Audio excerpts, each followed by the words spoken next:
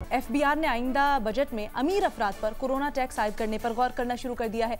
FBR के एक आला ओहदेदार ने द न्यूज़ को इस बात की तस्दीक करते हुए बताया कि दुनिया के बेशतर ममालिक की तरह दौलत टैक्स ज़ेरे गौर है और ये टैक्स अमीर अफराद पर आयद किया जाएगा ताकि कोरोना वायरस की वबा से निपटने के लिए आमदनी में इजाफा किया जा सके और गरीबों को रिलीफ फराहम किया जाए। अब ज़राए ये कहते हैं कि इस तरह की एक तजवीज़ ज़ेरे गौर है कि ज़राए आमदन और ज़्यादा आमदन वाले अफराद पर सुपर कोरोना टैक्स आयद किया जाए और इसमें तनख्वाहदार और गैर तनख्वाहदार अफराद शामिल होंगे। इस तमाम तर मामले पर अपने एनालिस्ट से हमारा सवाल कुछ यूँ है कि क्या ये जो सुपर कोरोना टैक्स लगाने की तजवीज़ है ये दुरुस्त है, हाँ या ना के ऑप्शन है हमारे एनालिस्ट के पास। मज़े साहब, आपको क्या लगता है? एक राय ये भी है कि अगर हम टैक्स नेट को देखें, डेटाबेस को देखें, तो एंड में सैलरीड क्लास ही सफ़र करता है।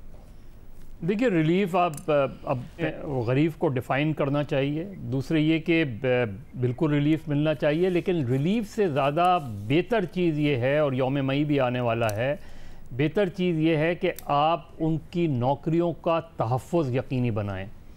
उनको जिस तरीके से निकाला जाता है, उनके ना हेल्थ कवर है, ना इंश्योरेंस कवर होता है उनका, ना उनको नौकरी का पता होता है, दूसरे दिन आते हैं नौकरी से निकाल दिए जाते हैं। एक मुल्क में कॉन्ट्रैक्चुअल एक ब्लैक लॉ कॉन्ट्रैक्चुअल एम्प्लॉयमेंट की शक्ल में मौजूद है।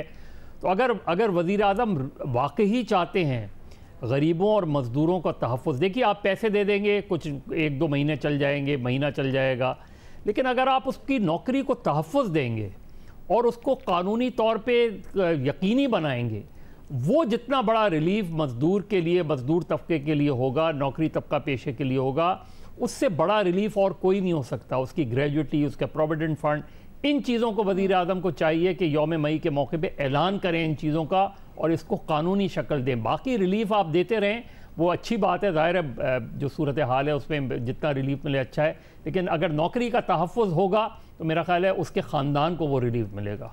ठीक है, बाबर सत्तार साहब, आपको क्या लगता है? प्रॉब्लम ये है कि ये तो पहले भी होता रहा है, फ्लड टैक्स भी लगे हैं, इस तरह के और टैक्सेस लगे हैं। मुझे नहीं पता कि दुनिया के कौन से ममालिक ये चीज सोच रहे हैं। सो एक तो वो क्लैरिफाई करना पड़ेगा। इंडिया ने तो क्लैरिफाई किया कि गवर्नमेंट की ऐसी पोजीशन नहीं है, कुछ लीक किया था कुछ उनके जो टैक्स के ऑफिशियल्स हैं उन्होंने। प्रॉब्लम ये है कि गवर्नमेंट पैसे के साथ करती क्या है। अभी भी जो टैक्स कलेक्ट होता है इस वायरस के दौर में, आप देख लें, क्या वो प्रोटेक्शन इक्विपमेंट दे सके डॉक्टर्स को, क्या मास्क प्रोवाइड हो गए। सो पब्लिक फेथ जो है गवर्नमेंट की एबिलिटी में, उसकी प्रायोरिटीज में कि वो सिटीजन को प्रोटेक्ट करने के लिए पैसे इस्तेमाल करेगा, रिसोर्सेज इस्तेमाल करेगा, वो नहीं है। ये बहुत बड़ी प्रॉब्लम है। लोग देना चाहते हैं लेकिन हुकूमत को देना नहीं चाहते हैं। सो आप करेंगे क्या? यहाँ पे तो कोई डिबेट नहीं हो रही कि प्रायोरिटीज कैसे चेंज करेंगे, हेल्थ केयर के ऊपर कैसे करेंगे। दूसरी बात, आप जो मर्जी कर लें, टैक्स कर लें, लेकिन अगर बिजनेसेस नहीं चलेंगे तो नौकरियां प्रोटेक्ट नहीं हो सकती। सो एक रादर देन एक नी जर्क रिएक्शन करना कि अच्छा जी अमीरों से पैसे ले लें, ये तो बादशाह भी करते थे, जंगे लड़ते थे तो उस वक्त अमीरों से पैसे ले लेते थे और जंगे लड़ते थे। तो गवर्नमेंट के अंदर फेथ होना चाहिए, फिर चीजें चलती हैं। ठीक है, इरशाद भट्टी साहब, जिस तरह बाबर सत्तार साहब ने बड़ा वैलिड पॉइंट उठाया है, ठीक है पैसे तो आप कलेक्ट कर लेते हैं, टैक्सेस आप लगा देंगे, लेकिन कोई हिकमत अमली भी तो होनी चाहिए कि उसको यूज़ किस तरह से करेंगे। बिल्कुल होनी चाहिए। और दूसरा, सैलरीज वालों पे कर लें, जैसा करते हैं आप रीथिंक भी कर सकते हैं, उस पर देख भी सकते हैं कि किन किन से लेना चाहिए। लेकिन ये जो अमीर करोने हैं हमारे, इन पर कोरोना टैक्स ज़रूर लगना चाहिए। अपने मुल्क का हाल देखें कि यहाँ 80% टैक्स 300 कंपनियाँ देती हैं। बाकी आप सियासतदानों को तो हम रोज़ बात करते हैं, पनामा लीक्स, जाली accounts, money laundering, Dubai leaks, Europe leaks, Swiss leaks, Arab leaks, अद्वियात स्कैंडल लीक्स, गंदम आटा चीनी स्कैंडल, निजली बिजली घर डाके, हर सतह पर चोरियां, हर कच्चे पक्के अकाउंट खेल, जखीरा अंदोजी, मिलावट, मन मर्जी के मुनाफे, हर हुकूमत से मिनिस्ट्री स्कीमें ले लेना, रियायतें। और ये है हमारा सरमायादार। कौम की अक्सरियत बेईमान है, झूठी है। सरमायादारों की अक्सरियत जो टैक्स चोर है, बेईमान है, झूठी है।